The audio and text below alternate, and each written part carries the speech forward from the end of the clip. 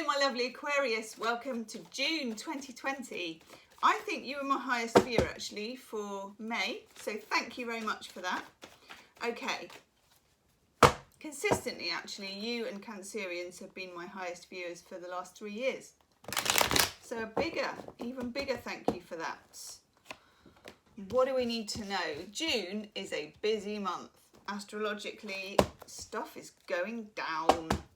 What have we got? We've got a couple of eclipses. Got one on the 5th, I think, one on the 21st. Mercury going retrograde on the 18th. We've got the sun going into Cancer on about the 20th. Oh. Woof. You got that in May. That bad boy. Okay. There will be an extended, the link will be in the description box. Woo. 2 majors out of 3. Ooh, hello. Righty-hoo.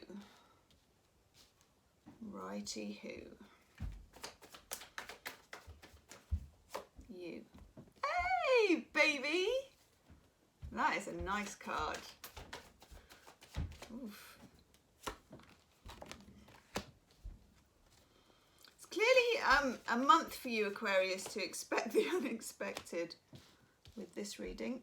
I'm using the Mythic Tarot and I'm drinking tea out of my Aquarius mug.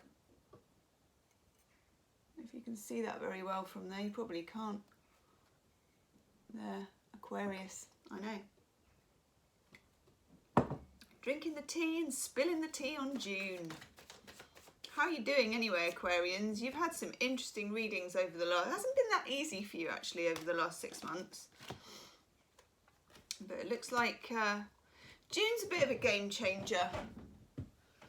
Being told to look at the bottom and the top of the pack. Okay.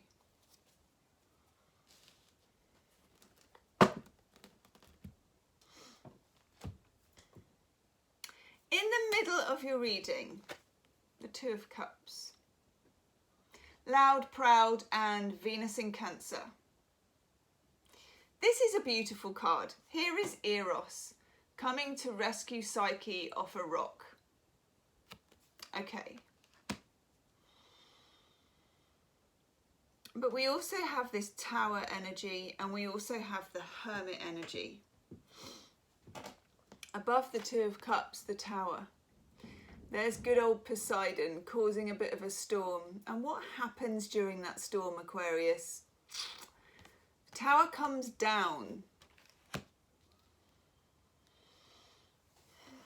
This is interesting because the Tower is a card of shock. It's Uranus, it's Pluto. It's kind of Mars as well. But the shock is involved with this 2 of Cups.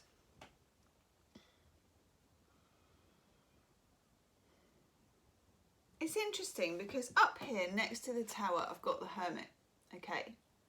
Hermit energy is where we've all been, you know, well, socially isolating and to various degrees of what's going on with that. The Hermit has definitely been where people have been forced to re-examine themselves and re-examine their relationships and their relationship to the world, their relationship to what they do for a living, how they earn their money, you know, whether that's been disrupted, and their relationship to other people. Now you've got the 2 of Cups, so I know that something's going on here, which either means if you're single, that might change quite dramatically, but if it does, I feel like you've known the person before, and even if you haven't, you know, in the 3D, you have somewhere else, because just behind that 2 of Cups, I've got the 6 of Cups, and here she is again, Psyche.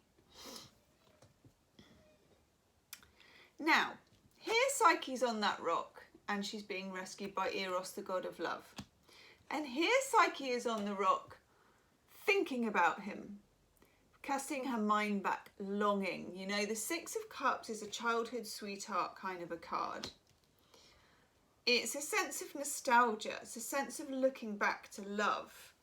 But it's also a sense of soulmates, but soulmates in a sense of feeling like you've known them before. This is a weird reading for you. I like it. Now, for some of you, in a literal sense, a relationship comes back around much, much stronger. This is if you've been in isolation, separation, hermit mode. The Hermit and the Tower together, it's almost like it brings a shock, but it brings a kind of revelation. Most of you, I mean, Aquarius is very good at being independent, creating their own independent life. You're generally not a sign that moves towards codependency in relationships. So I feel like you've made a very successful job of whatever isolation you were going through, whatever kind of separation had happened. And some of you may have shut down, you know, the romantic side of you, the love side of you, the emotional side of you in order to cope, and a lot of us have. But the universe wants to bring it back to your attention.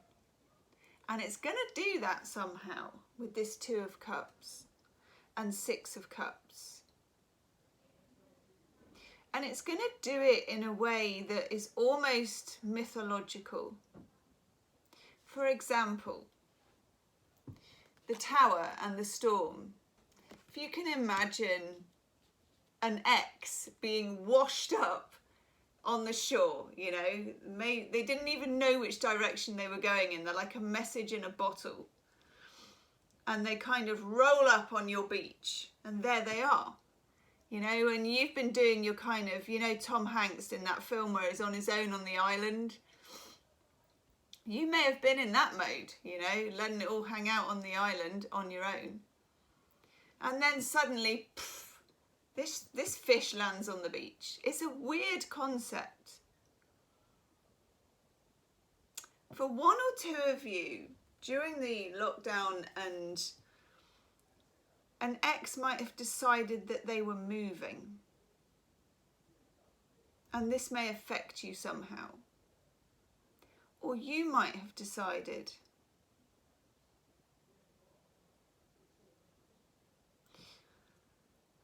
for others of you, you may have been in a situation that was quite loosely held together. You know, like if you were in a job, you might have been freelancing. If you were in a relationship, it might have felt like freelancing, like you didn't have a contract with this person, like you didn't really have a name for it. And again, Aquarius is a very people-orientated sign. A very modern sign ruled by Uranus, the planet of invention and unexpected change, and also breaking the rules. So it doesn't always bother you as an Aquarius. You're open-minded. You can have relationships without titles. But this seems to change for one of you, for the other, or for both. 2 of Cups is a kind of making it somehow official card. Venus in Cancer, the exchange of cups, you know, it's a very romantic, make no mistake about it, soulmate kind of a card. But it just has this past sense of the 6 of Cups bound up in it. And something to do with the Tower shakes you out of your hermit mode. Then we have the 8 of Pentacles up here. Some of you might be dealing with an earth sign or have earth in your chart, like your moon or something, or Venus. And from the 8 of Pentacles, we have the 9 of Pentacles, the independent person card. You don't need this other person. If you're single, you don't need a relationship. But you're kind of going to get someone washing up on your shore. If you have an ex, you've made a very good job of getting over them, I think, or being, at least if you couldn't get over them and you were thinking about them, you were managing it very well. And then the Tower. Somehow they wash up on your shore. Got that Nine of Swords lurking at the bottom. This is something that in the past may have caused you anxiety. When it first happened, when you first either became single or separated from this person, you may have lived in your head, you may have tortured yourself with jealousy. Again, and I always get this for you, you may have been looking at their social media, okay, and believing the stories. But something about this Tower moment and the Ace of Swords, they kind of wash up on your beach and they want to make it very clear. They want to make something clear.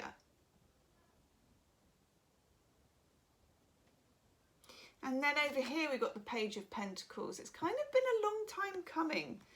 It feels like a shock, but like most shocks, the seeds of it were planted in the past. The seeds of this relationship, whether it's someone entirely new or whether it's someone who you already know in some sense, the seeds of this situation that's going to occur, I think in June, or at least be stirred up in June. The storm is in June.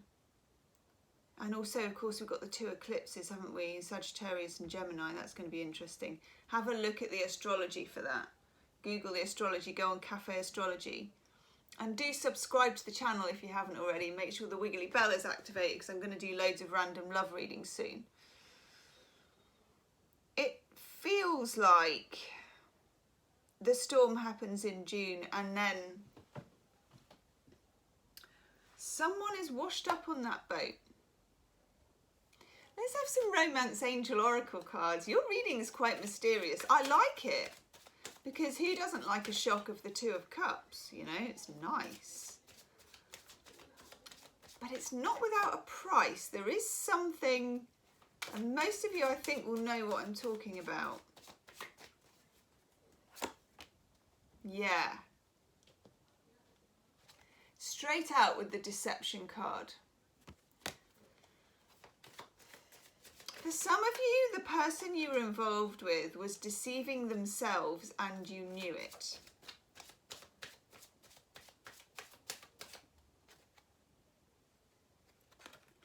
Calling in your soulmate.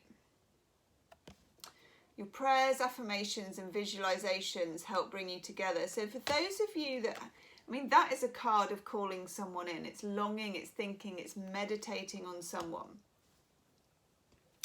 If you've been trying to manifest somebody while at the same time independently living your own life and getting on with things, Nine of Pentacles, it's coming in. Let your friends help you. Ask for support from others. Do check in with your closest friends, and I mean the real ones, the ones that will tell you if you're making a mistake. Check in if you're single and you meet someone online, you know, and check in if you know that you have, you know what it's like with all of us. I'm just getting you an oracle card. You know how we all have a type and sometimes that type is not so great. Or we all have an ex and sometimes that ex is not so great. Check in with your most trusted friends, the ones that will call you out. Yeah. You get mending. Somebody wants to mend a bridge with you that was weak. This is a little row of flags of bunting. Somebody wants to mend a bridge with you that is weak. Also, you may be mending connections with female relatives. This is interesting. In the extended reading, I'm going to look at that Two of Cups and the Tower. I'm going to have a dig on the Nine of Swords as well. Nice, nice, nice. Yeah. You get new love. I'm not surprised, but it is a bit of a shocker. But like I say, if you're going to have a shocker, it might as well be a shocker of the Two of Cups. So Aquarius, I'm going to hop over straight and do your extended reading. The link's in the comments section pinned at the top, and it's in the bit underneath the video description box. Do subscribe. Thank you for joining me. Thank you for your loyalty and all of your likes and your shares, and I'll see you soon. Namaste.